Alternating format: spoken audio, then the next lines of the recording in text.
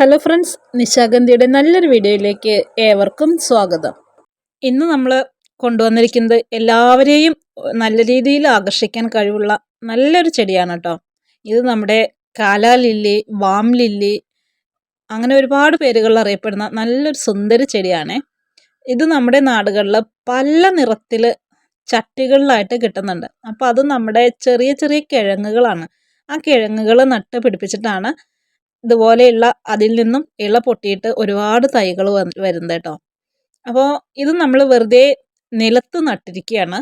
അപ്പോൾ കാലാലില്ലി നമ്മളെല്ലാവരും, ഇപ്പം ഞാനുൾപ്പെടെ ഒരുപാട് പേര് നമ്മൾ കണ്ടിട്ടുണ്ടാവുക ഈ ചട്ടികളിൽ വാങ്ങിക്കുന്ന ആ ഒരു ചെടികളാണല്ലേ.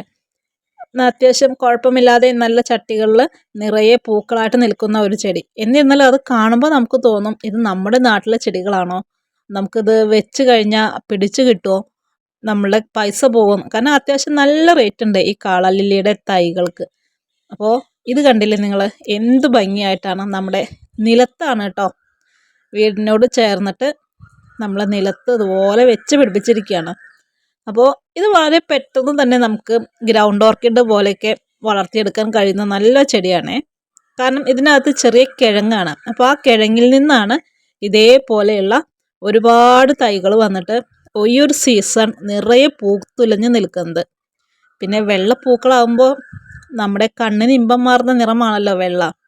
അപ്പോൾ അത്തരം പൂക്കൾ കൂടി ആകുമ്പോൾ പച്ചയിലെ നല്ല വെള്ള പൂക്കൾ നിൽക്കുന്നത് കാണാനും വളരെ നല്ല ഭംഗിയാണ്. അത്യാവശ്യം നല്ല രീതിയിൽ തണുപ്പ് കിട്ടുന്ന പ്രദേശങ്ങളിലാണ് കേട്ടോ ഇതേപോലെ ലില്ലിച്ചെടി പൂത്തുലഞ്ഞ് നിൽക്കുന്നത്. എന്നിരുന്നാലും ഇപ്പം നമ്മുടെ നാടുകളിലും ഈ ചെടി പിടിച്ചു വരുന്നുണ്ട്.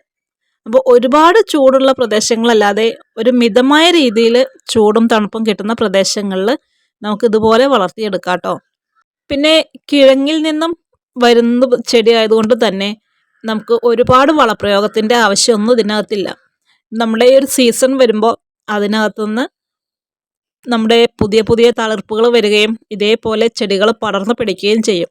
ഈ ഒരു സീസൺ കഴിയുന്നതനുസരിച്ചിട്ട് ഈ ചെടികളുടെ ഇലയെല്ലാം നശിച്ചു പോയിട്ട് ആ കിഴങ്ങ് നമ്മുടെ മണ്ണിനടിയിൽ കിടന്നിട്ട് വീണ്ടും അടുത്ത സീസൺ വരുമ്പോൾ, അതായത് നമ്മുടെ മെയ് ഫ്ലവറൊക്കെ പോലെ ആ ഒരു സീസൺ വരുമ്പോൾ ഇതേപോലെ ചെടിയിൽ പൂക്കൾ നല്ല ഭംഗിയായിട്ട് കാണാനായിട്ട് കഴിയും. പിന്നെ നമ്മുടെ കയ്യിലുള്ള അത്യാവശ്യം നല്ല രീതിയിലുള്ള ജൈവവളങ്ങൾ മാത്രം നമ്മുടെ ചെടികളിലേക്ക് ഇട്ട് കൊടുത്താൽ മതി കേട്ടോ. അതിപ്പോൾ നമ്മൾ ഏത് ചെടിയാണെങ്കിലും അതിനാവശ്യമായിട്ടുള്ള ചെറിയ ചെറിയ കാര്യങ്ങൾ കൂടി നമ്മൾ ചെയ്യണ്ടേ. ഓവറായിട്ട് ചൂട് ലഭിക്കുന്ന പ്രദേശങ്ങളിൽ ഈ ചെടിയുടെ ഇലകൾ പെട്ടെന്ന് കരിഞ്ഞുണങ്ങി വരികയും പൂക്കളും ഒരുപാട് ദിവസം നിൽക്കാതെ വളരെ പെട്ടെന്ന് തന്നെ നാശമായി പോവുകയൊക്കെ ചെയ്യും കേട്ടോ. അതുകൊണ്ട് തന്നെ ഒരുപാട് ചൂടുള്ള സ്ഥലങ്ങളിലൊക്കെ നമ്മൾ ഈ ചെടിയിൽ പച്ചയിലയോ അതല്ലെങ്കിൽ കരിയിലയോ ഒക്കെ ഇട്ടിട്ട് നമ്മുടെ നാട്ടിലെ പുല്ലുകളൊക്കെ കിട്ടുകയാണെങ്കിൽ അത്, പിന്നെ നമ്മുടെ വാഴയില അങ്ങനെയൊക്കെ കിട്ടുകയാണെങ്കിൽ അതൊക്കെ ഇങ്ങനെ ചെടിയുടെ കടക്കിലിട്ടിട്ട് പുതയിട്ട് കൊടുക്കാം കേട്ടോ. അപ്പോൾ ആ പുതയിടുന്നത് നമുക്ക് ഈ വേനൽക്കാലങ്ങളിൽ നമ്മുടെ ഏത് തരം ചെടികളായിക്കോട്ടെ അവരതിനെ ഒരുമാതിരിപ്പെട്ട ചൂടിൽ നിന്നൊക്കെ സംരക്ഷിക്കാനായിട്ട് കഴിയും. അപ്പോൾ ഈ കാണുന്നത് പോലെ പല നിറത്തിലുള്ള കാളാലിലീസ് നമ്മളിതുപോലെ നമ്മുടെ നിലത്ത് വെച്ച് പിടിപ്പിക്കുകയാണെങ്കിൽ നല്ല ഭംഗിയായിരിക്കും കേട്ടോ. അപ്പോൾ ഇനി ചെടികളൊക്കെ വാങ്ങിക്കുന്നവരുണ്ടെങ്കിൽ ഇതേപോലെയൊക്കെ ഒന്ന് ചെയ്തു നോക്കൂ. അപ്പോൾ ഇതൊക്കെയാണ് നമ്മുടെ ഇന്നത്തെ ചെറിയ ചെറിയ വിശേഷങ്ങൾ. മറ്റ് നല്ലൊരു വീഡിയോയുമായിട്ട് നമുക്ക് വീണ്ടും കാണാം. Okay, by.